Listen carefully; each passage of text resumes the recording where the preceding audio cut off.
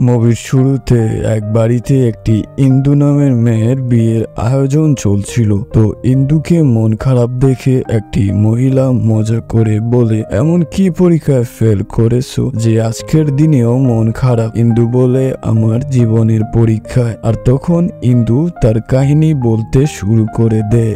আর মুভিটি তখন পাস্টে চলে যায়, যেখানে দেখানো হয় যে গোবর্ধন নামের একটা ছেলে যে একটা মধ্যবিত্ত পরিবার থেকে বিলং করে। সে বাড়ির ছোট ছেলে হয়েও নিজের বাড়ির সব দায়িত্ব নিয়েছে। তার দুজন বড় ভাই আছে। এক ভাই মদের নেশায় সারাদিন ডুবে থাকে, আরেক ভাই বিজনেস করতে চায় কিন্তু ফেল হয়ে যায়। আর তাই তার দুই ভাইয়ের বউ বাচ্চার দায়িত্ব গোবর্ধন তার নিজের কাঁধেই নিয়েছে। আর তার একটা দাদিও আছে। যেহেতু তার বাবা মা নেই, তাই সে তার দাদিকে সে অনেক ভালোবাসে। তারপর সকালে উঠে আমাদের হিরো তার ভাবিদের সঙ্গে খাবার বানাতে সাহায্য করে। তখনই তার বড় ভাবি তার বাচ্চাদের স্কুলে নতুন জুতো কেনার জেদে তাদেরকে মারছিল। তখন সে কথা দেয় যে সন্ধ্যাবেলায় অফিস থেকে ফেরার পথে সে তাদের জন্য জুতা কিনে আনবে। অফিসে যাওয়ার সময় তার একটা মেজো ভাই তার কাছে বিজনেসের জন্য কিছু টাকা চাইছে। গোবর্ধন তখন বলেছে সে দুদিনের মধ্যে তাকে টাকার ব্যবস্থা করে দেবে। তারপর সে তার দাদিকে বসে থাকা দেখে একটু বকা দিয়ে বলে যে সারাদিন বসে না থেকে একটু হাঁটাচলা করতে, তা না করলে তার আরো শরীর খারাপ করবে। তখন তার দাদি তাকে কাছে এসে বসতে বলে আর বলে যে পায়ের জুতোটা খোল। তখন গোবর্ধন জুতা খুললে তার দাদি তার পায়ের তালুতে কালো টিকা লাগিয়ে দেয় আর বলে যে তুই তাড়াতাড়ি বিয়েটা করে নে। তখন গোবর্ধন বলে যে আমি এখন বিয়ে করতে চাই না। বাড়িতে এত সমস্যার মধ্যে যদি আমি বিয়ে করি আর আমার বউ যদি ভালো না হয়, তাহলে পুরো সংসারকে সে তছনছ করে দেবে। এর থেকে বোঝা যায় যে গোবর্ধন তার পরিবারকে কতটা ভালোবাসে। তারপর সে অফিসে যাওয়ার সময় পেট্রোল পাম্প থেকে 23 টাকার পেট্রোল ভরায়, কারণ সে ছোট ছোট খরচ বাঁচিয়ে পুরো পরিবারকে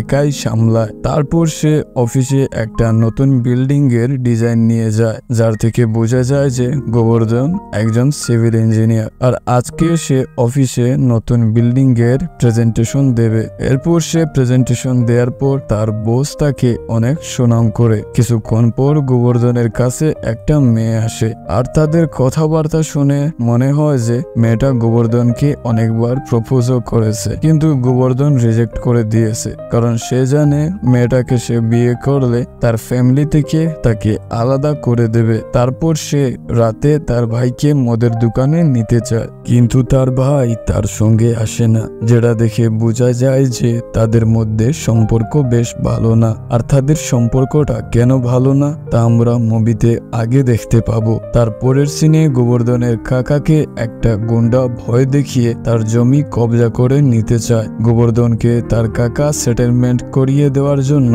এখানে ডাকে। গোবর্ধনও সে শান্তভাবে কথা বলছিল, কিন্তু ওই গুন্ডারা তার কথা মানছিল না। আর তারপর সে গুন্ডাদেরকে পিটিয়ে এখান থেকে ভাগিয়ে দেয়। আর তাই হেল্প করার জন্য গোবর্ধনকে তার কাকা 50,000 টাকা দিয়েছিল। তারপর যখন গোবর্ধন রাতে বাড়িতে এসে বোতলে ভরে মদ নিয়ে ছাদে যায়, তখন তার দাদি তাকে বলে যে ওই উপরের ঘর ভাড়া দিয়ে দিয়েছি। আসলে গোবর্ধন ওই ঘরে চিল করার জন্য যেত। তারপর সে বলে আমি ওই ভাড়াটিয়াকে এখনই বের করে দেব। এ বলে সে উপরে গিয়ে দেখে যে সেই ভাড়াটিয়া একটা মেয়ে। মেয়েটি তার নাম ইন্দু বলে পরিচয় দেয়। আর মেয়েটি তাকে বলে আমি শুনেছি আপনি নাকি পুরো পরিবারের দায়িত্ব একাই চালান। গোবর্ধন তার সুনাম শুনে সে ঘর থেকে নিচে চলে আসে। এরপর গোবর্ধন তার বন্ধুর কাছে আসে, আর তার বন্ধু বলে যে সে ওই মেয়েটাকে তার কাছে পাঠিয়েছে, কারণ ওই মেয়েটি এই কলোনিতে একটি রুম চাইছিল। তারপর সিন ফ্ল্যাশব্যাকে যায়। তার বন্ধু মেয়েটাকে বলে যে একটা রুম তো আছে, কিন্তু এই ফ্যামিলির সঙ্গে তোমার চলতে অনেক প্রবলেম হবে, যে কথাতে ইন্দু বলে যে কোনো একটা সিঙ্গেল রুম হলেই চলবে। তারপর তার বন্ধু গোবর্ধনকে বলে যে আমার তো মনে হয় ওই মেয়েটি তোর উপরে নজর রাখছে, কারণ এই কলোনিতে আরো অনেক থাকার রুম আছে, কিন্তু ওই তো তোর বাড়িতেই থাকার জন্য রাজি হয়ে গেল। এরপর ইন্দু একদিন কলেজে যাচ্ছিল, তখন ইন্দু গোবর্ধনকে দেখে বলে যে আমাকে কলেজে রেখে আসবেন একটু।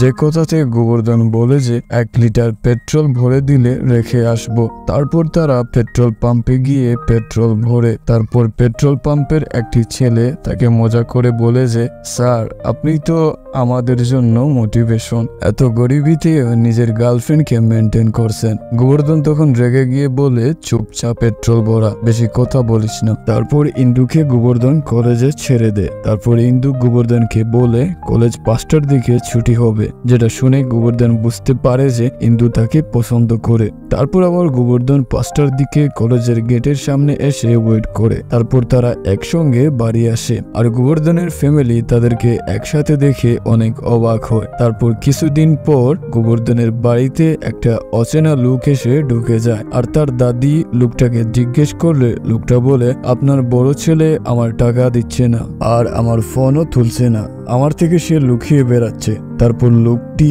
গোবর্ধনের বাবির উপরে নজর দেয় আর তাদের অপমান করে চলে যায়। তারপর গোবর্ধন তার বাবিকে ও ফ্যামিলিকে নিয়ে সেই লোকটার কাছে যায়। তারপর বাচ্চাদের সেখানে বসিয়ে সে লোকটির গুন্ডাদেরকে পিটাতে শুরু করে দেয়। আর গোবর্ধন বলে যে আমাদের পরিবারে আসা বউ শুধু এই পরিবারের বউই নয়, তারা আমাদের পরিবারের মেয়েও। তারপর গোবর্ধন সেই লোকটিকে বলে তোর নজর দ্বিতীয়বার আমার পরিবারে পড়লে এটা ভেবে নিস যে তুই শেষ। আর তারপর তারা সেখান থেকে চলে যায়। এর পরের সিনে গোবর্ধনের ভাই বাড়িতে আসলে সে তার ভাইকে বলেছে ভাই এসব বন্ধ করে দাও, এসব ফ্যামিলির জন্য ভালো না, এসব কিসের জন্য করো, যদি আমার উপর রেগে করো তো তাহলে আমাকে মারো, আমি আমার পুরনো ভাইকে যে করেই হোক ফিরে পেতে চাই। তারপর গোবর্ধনকে তার ভাই একটা থাপ্পড় মেরে কাঁদতে কাঁদতে চলে যায়। এরপর ইন্দু গোবর্ধনের দাদিকে জিজ্ঞেস করে যে ওদের দুজনের মাঝে কি হয়েছে। তারপর তার দাদি বলে যে আমরা তো মানুষই, সঙ্গে থাকা সব হাসি মজা সুখ বলতে পারি, কিন্তু কারো দুঃখ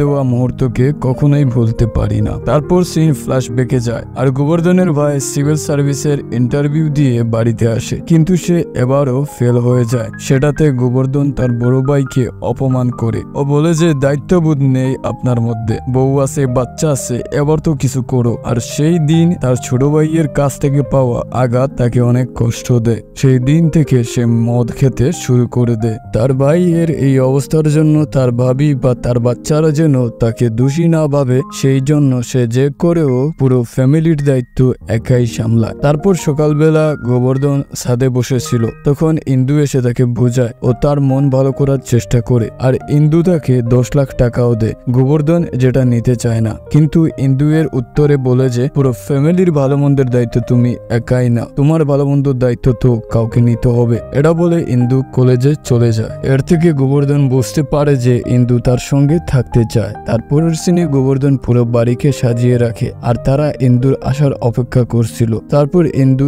একটা বই পাঠায়, যেটা একটা লোক এসে গোবর্ধনকে দেয়, আর সেই বইটাতে গোবর্ধনের ফ্যামিলির ব্যাপারে একটা থিসিস লেখা থাকে, যেটা দেখে গোবর্ধন বুঝতে পারে যে ইন্দু এতদিন ভালোবাসার নাটক করছিল শুধুমাত্র একটা থিসিস লেখার জন্য। তারপর গোবর্ধন কলেজে যায় ইন্দুর সঙ্গে দেখা করতে। তারপরে ইন্দুকে সে বলে এসব কি ইন্দু? তখন ইন্দু তাকে বোঝানোর চেষ্টা করে যে সে আসলেই কোনো নাটক করতেছে না, সে আসলে তাকে সত্যিই ভালোবাসে। কিন্তু গোবর্ধন তাকে থাপ্পড় মেরে অপমান করে সেখান থেকে চলে আসে। তারপরের সিনে গোবর্ধনে একটা বড় কোম্পানির মালিকের সঙ্গে দেখা করতে যায়, আর গোবর্ধন তাকে বলে স্যার আপনি আমাকে চিনতে পেরেছেন। লোকটি বলে আমি তোমাকে কি করে ভুলতে পারি, কলেজে তোমার ট্যালেন্টকে আমার ভালো লাগছিল, আর আমি তোমাকে জব অফার করেছিলাম ভালো স্যালারির সাথে, আর কোম্পানির শেয়ারও তোমাকে দিতে চেয়েছিলাম। গোবর্ধন তাকে রিকোয়েস্ট করে বলে যে স্যার আর একবার আমাকে সুযোগ দিন, আপনি যা বলবেন আমি তাই করব। তারপর তার বস তাকে কোম্পানিতে নেয়, আর গোবর্ধন 2 বছরের স্যালারি অ্যাডভান্স চায়।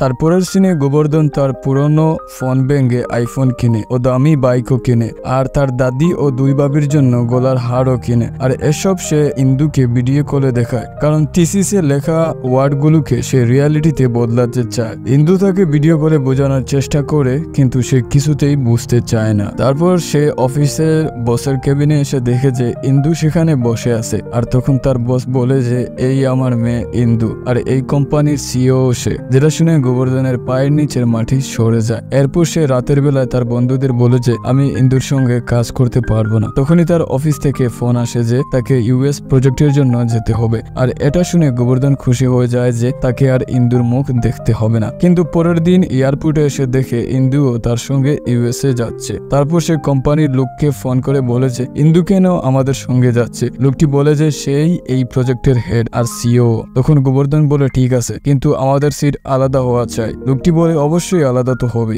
কারণ তুমি ইকোনমি ক্লাসে যাচ্ছ আর সে যাচ্ছে বিজনেস ক্লাসে। এটা শুনে গোবর্ধন রেগে গিয়ে বলে আমারও বিজনেস ক্লাসের একটা সিট চাই। তারপর লোকটি ম্যানেজ করে তাকেও বিজনেস ক্লাসের একটা সিট দিয়ে দেয়। তারপর তারা ইউএসএ পৌঁছেও যায়। সেখানে ইন্দুকে লাক্সারি গাড়িতে নিয়ে যাওয়া হয়। তখনই গোবর্ধন যখন এই গাড়িতে বসতে যায় তখনই সামর্থ নামের একটা ছেলে এসে তাকে আটকিয়ে বলে এটা মালিকদের জন্য, এমপ্লয়ীদের গাড়ি ওইটা। তারপর তারা একটা ছোট হোটেলে যায়। গোবর্ধন তখন সামর্থকে জিজ্ঞেস করে ইন্দু কোথায় থাকবে। সামর্থ বলে যে উনি তো একটা বড় ঘরে থাকবেন। তারপরের দিন তারা নতুন অফিসে যায় যেখানে তারা কাজ শুরু করে। তখন গোবর্ধন সেখানেই গোসল করে। তাকে জিজ্ঞেস করলে সে বলে তার হোটেলের বাথরুম নাকি অনেক নোংরা, তাই সে এখানেই গোসল করবে। তারপরের দিন তারা অফিসে আসলে দেখে যে গোবর্ধন সেখানে শুয়ে আছে। তাকে জিজ্ঞেস করলে সে বলে যে আমার ওখানে ঘুম ধরে না, তাই সে এখানে শুয়ে আছে। এটা দেখে ইন্দু অনেক রেগে যায়, কিন্তু সে কিছুই বলে না। তারপরও এইভাবে সেখানে কাজ চলতে শুরু করে। তারপর কয়েকদিন পর দেখানো হয় যে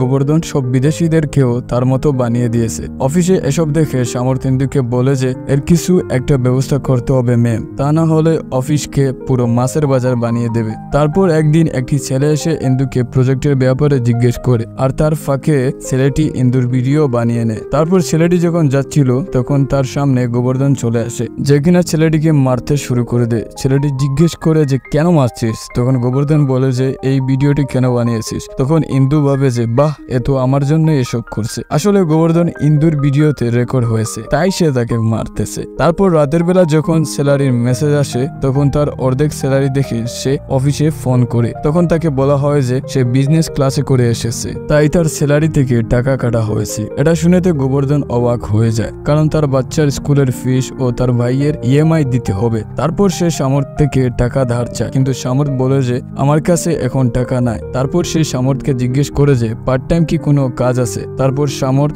গোবর্ধনকে প্রস্টিটিউটের কাছে নিয়ে যায় ও তাদের কাছে টাকাও নিয়ে নেয়। আর তারপর তাকে সেই মেয়েরা ঘিরে ধরে। তখনই গোবর্ধন নিজেকে বাঁচাতে ওখানে থাকা ইন্দুর কাছে গিয়ে বলে আমি ওর বয়ফ্রেন্ড হই। তখন ইন্দু তাকে বাঁচানোর জন্য বলে যে হে, এ আমার বয়ফ্রেন্ড হয়। তারপর ইন্দু তাকে বলে যে কোম্পানির নাম খারাপ করো না এইভাবে। রুমে গিয়ে গোবর্ধনের কাছে তার ভাইয়ের কল আসে আর বলে যে এই 3 লাখ টাকা কি তুই পাঠিয়েছিস। তখন গোবর্ধন বুঝতে পারে যে সে টাকাগুলো ইন্দু পাঠিয়েছে। তখন সামর্থ বলে যে ম্যাম বলেছে তোমার যেন কোনো টাকার সমস্যা না হয়। তখন গোবর্ধন ইন্দুর রুমে এসে তাকে থ্যাংক ইউ বলে। তখন ইন্দু মনে মনে ভাবে যে যাই হোক, কথা তো বললো। এটা ভেবে ইন্দু হ্যাপি হয়ে যায়। এরপর তারা একসাথে কাজও করে। তো তাদের মধ্যে আবার ধীরে ধীরে মেলামেশা শুরু হয়ে যায়। তাছাড়াও আমরা দেখতে পাই যে ইন্দু এখনো গোবর্ধনকে অনেক ভালোবাসে, আর গোবর্ধনও তার ফ্যামিলির সাথে ইন্দুর কথা বলে। তারপর কিছুদিন পর প্রজেক্টের কাজ শেষ হলে ইন্দুর বাবা আসে প্রজেক্ট লঞ্চ করার জন্য, আর সব ক্রেডিট ইন্দুকে দিয়ে দেয়, যেটাতে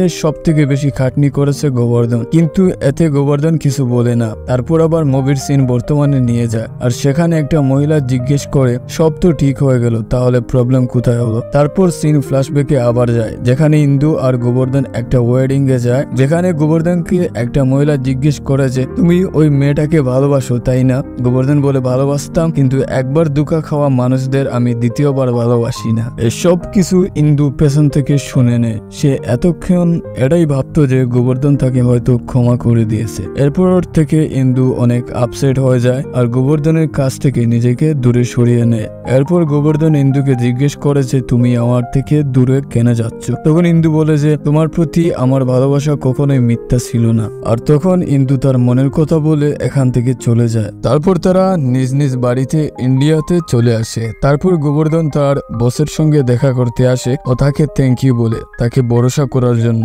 গোবর্ধন যখন যেতেই যাবে তখন তার বস বলে যে আমি তোমার আর ইন্দুর ব্যাপারে সব জানি, যে সে তোমার উপরে বই লিখেছে আর তুমি তার উপরে রেগে গেছিলে। ওই বইটাতে ইন্দু তোমার তোমার ব্যাপারে অনেক ভালো জিনিসই লিখেছে, যে তুমি শুধু একটা মিডল ক্লাস ফ্যামিলির ছেলে নয়, তুমি একজন সুপার হিরো যে নিজের ফ্যামিলির অনেক খেয়াল রাখে। আজকালকার ছেলেরা যেখানে দায়িত্ববোধ কি সেটাই জানে না, সেখানে তুমি পুরো ফ্যামিলির দায়িত্ব একা নিয়েছো। নিজের ফিউচারের থেকে বেশি নিজের ফ্যামিলির কথা বেশি ভাবো। একটা মেয়েকে এর থেকে আর বেশি কি চাই? তারপর গোবর্ধন সবকিছু বুঝতে পারে। তারপর সে ইন্দুকে কল করে, কিন্তু সে তার ফোন তুলে না। তারপর বস তাকে সবকিছু খুলে বলে যে কয়েকদিন আগে কি কি হয়েছে। তারপর সিন বর্তমানে চলে আসে। আসলে ইন্দুর বাবার কাছে একটা বড় মন্ত্রী এসেছিল, যে বলে আমার ছেলে আমার পরে মন্ত্রী হতো, কিন্তু সে ইউএস ঘুরতে গিয়ে একটা ছেলের সঙ্গে তার ঝগড়া হওয়ার পর তার অ্যাক্সিডেন্ট হয়। তারপর সে কোমাতে চলে যায়। তাই আমি